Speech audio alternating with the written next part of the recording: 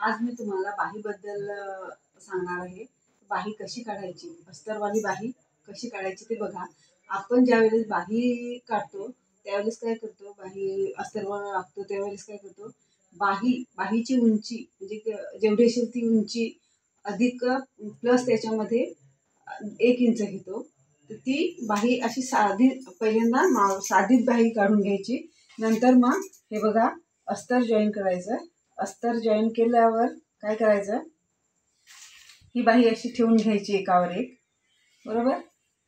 Double मग ही perfect माप काढायचं, कारण तुम्ही आधी एकदा अस्तरवर काढाल तशी शिवून घ्याल ना, त्याच्यामध्ये माप कमी जास्ती होतं. आपण शिवून झाल्यावर परत एकदा माप काढायचं. तर हे बघा आता मी किती घेतलेलं, 6ची उंची आहे, त्याच्यामध्ये 1 इंच जास्त घेतलेलं. आता ही बघा 6.25ची उंची येते. मग मी असंच जॉईन केली असती तर ही बाही माझी चुकीची झाली असती. मग आता बघा मी काय करते, जॉईन केल्यावर हे बघा अस्तरवर अस्तर ठेवून घेतलंय. अशी दुप्पट घडी करून घ्यायची आणि बाही उंची 6 आहे, ही बाही लांबी 6 आहे, त्याच्यामध्ये शिलाई मार्जिनसाठी आता अर्धा इंच घ्यायचं. जेव्हा आपण बाही काढतो ना तेव्हा 1 इंच घेतो. आता ही इकडे जॉईन झाले ना, मग आता इकडे फक्त इकडचीच घ्यायची शिलाई मार्जिन. त्याच्यामध्ये काय करायचं, ही 32 साईजच्या ब्लाऊजला बाही पाहिजे म्हणून 32चा चौथा भाग इथे 8 पकडायचा आणि त्याच्यामध्ये 1 इंच ॲड करायचं, म्हणजे किती झालं 9 इंच. आता इथे आपली 32ला मुंडाखोली किती येते, 6.5, बरोबर. 6.5 आली, इथे 6.5 आली ना, 6.5 वरूनच पकडायचं. 6 आणि त्याच्यामध्ये अर्धा इंच घ्यायचा. 6 उंची आणि त्याच्यामध्ये अर्धा इंच घ्यायचा आणि इथून ही 3 वर खूण करायची. जसं इथे माप पकडलं तसंच इथे पण माप पकडायचं. 3 वर असली. आता ह्या सेप असा द्यायचा, बरोबर. आता ही कटिंग द्यायची. ही कटिंग अशी द्यायची.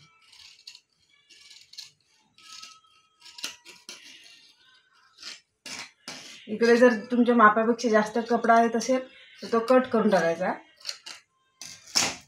आता एका साईडने हे 2 भाग, हे बघा हे असे ते ह्यातले 2 भाग वरचे पकडायचे आणि आता बाहीचा पुढच्या भागाचा शेप द्यायचा.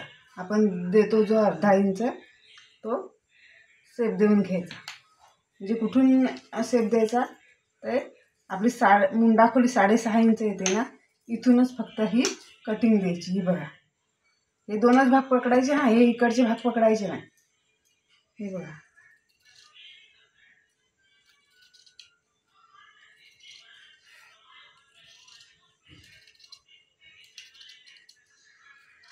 बस. हा बघा हा माशाच्या आकाराचा ही बाहीच्या पुढचा शेप हा दिला.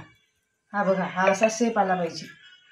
आता इथे शिलाई मारून घ्यायची. ह्या बाहीला इकडनं पण शिलाई मारायची, इकडनं पण शिलाई मारायची. जिथून कटिंग झाली तिथून शिलाई मारून घ्यायची आणि ही बाही आता आपल्या ब्लाऊजला जॉईन करायची. ही बाही आता आपली परफेक्ट होते, कारण माप पण चुकणार नाही आणि बाहीचा शेप पण तुमचा चुकणार नाही.